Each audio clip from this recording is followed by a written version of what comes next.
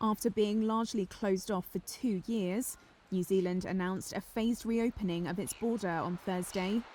Vaccinated New Zealanders in Australia will be able to travel home from February 27th without needing to stay at state-managed quarantine facilities, while citizens in the rest of the world will be able to do so 2 weeks later, according to Prime Minister Jacinda Ardern. Moving to a new city in the middle of a pandemic in America. That can't come soon enough for expatriates like Moira Duffy, who is currently living in San Francisco.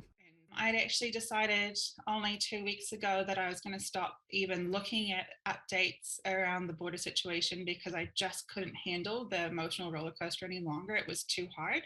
It was starting to really get at me because it's, I miss home. Lord. Yeah. There will be a phased reopening for tourists, with frustrated travel bodies urging for additional isolation periods to be removed altogether to revive the struggling tourism sector. Foreign vaccinated backpackers and some skilled workers can enter the country from mid-March. But tourists from Australia and other visa-free countries will only be allowed in from July. Travellers from the rest of the world will be kept out until October. All visitors will have to self-isolate for 10 days. Here's Ardern on the phased reopening plan. Overall, opening back up in this managed way balances inflows of travellers so people can reunite and fill our workforce shortages, while also ensuring our healthcare system can manage an increase in cases.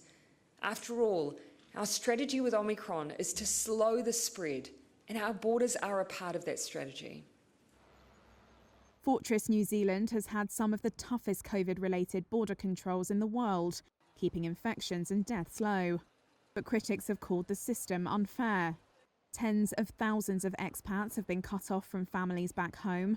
Residents have lost jobs, and businesses dependent on international tourism have been left devastated.